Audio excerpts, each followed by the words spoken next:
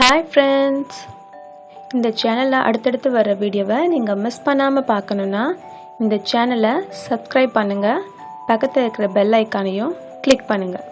இந்த வீடியோவை கடைசி வரைக்கும் ஸ்கிப் பண்ணாமல் பாருங்கள். ஹாய் குட்டீஸ், இன்றைக்கி நான் ஒரு குட்டி கதை சொல்ல போகிறேன். கதையோட தலைப்பு முயலரசன்.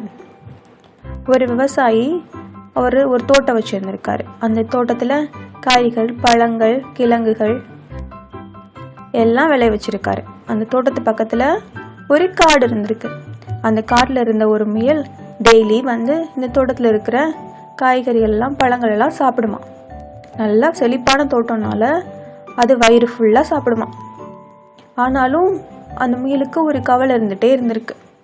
என்ன கவலை அப்படின்னா, அந்த காட்டில் ஒரு புலி ஆட்சி பண்ணிட்டு இருந்திருக்கு. அது நிறைய முயல், அந்த முயலோட முன்னோர்களாக இருப்பாங்கள்ல, மூதாதையர்களாக இருப்பாங்கள்ல, அவங்கள ஃபுல்லாக அடிச்சு சாப்பிட்ருமா. அதனால இதுக்கும் ஒரு பயம், என்னைக்காவது ஒரு நாள் அந்த புலி நம்மளையும் அடித்து சாப்பிட்ருவோம் அப்படின்னு பயந்துகிட்டே இருந்திருக்கு.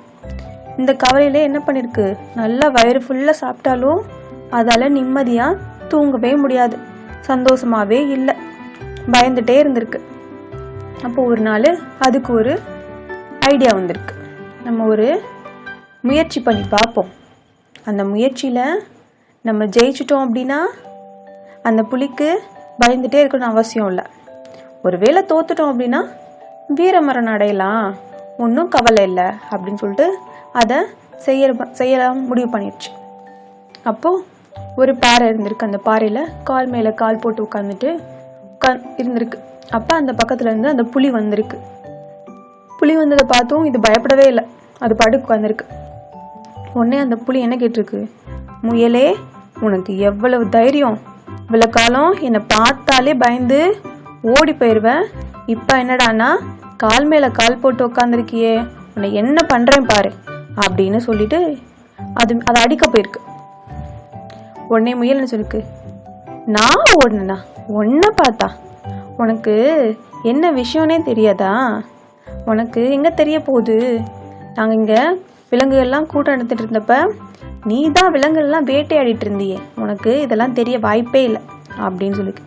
எல்லா விலங்குகளும் இந்த கூட்டத்துக்கு வந்துருந்துச்சுங்க அப்படின்னு சொன்னா உடனே புலி கேட்டிருக்கு, உண்மையிலேயே எல்லா விலங்குகளும் கூட்டத்துக்கு வந்துச்சுங்களா, அப்படி என்ன அந்த கூட்டத்தில் தீர்மானம் பண்ணீங்க அப்படின்னு கேட்டிருக்கு. உடனே முயல் சொல்லியிருக்கு, இனிமே இந்த காட்டோட அரசனா நீ இருக்கக்கூடாது அப்படின்னு நாங்கள் எல்லாரும் சேர்ந்து ஒரே மனதாக முடிவு பண்ணிட்டோம் அப்படின்னு சொல்லியிருக்கு.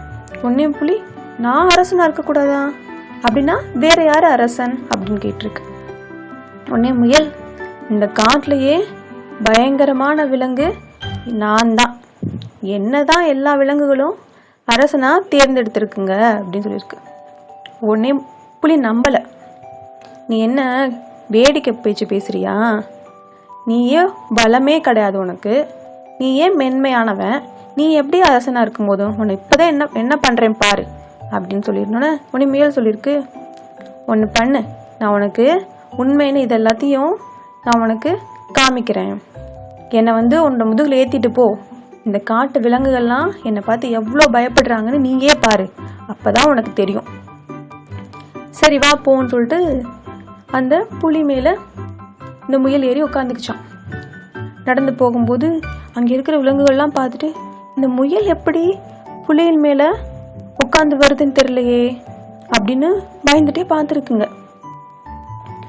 உடனே வந்து எல்லா விலங்குகளும் வந்து பயப்பட்டுருக்கு. ஆனால் அதுங்கெல்லாம் யாரை பார்த்து பயப்பட்டுருக்குங்க, புலியை பார்த்து தான் பயப்பட்டுருக்குங்க. ஆனால் அந்த புலி என்ன நினச்சிக்கிச்சு, முயலை பார்த்து தான் பயப்படுத்துங்க, அப்போ ஒருவேளை முயல் வந்து பயங்கரமான விலங்காக தான் இருக்குமோ அப்படின்னு நினச்சிட்டு, முயலரசே நான் உங்களை தப்பாக பேசியிருந்தா என்னை மன்னிச்சிடுங்க அப்படின்னு மன்னிப்பு கேட்டிருக்கு.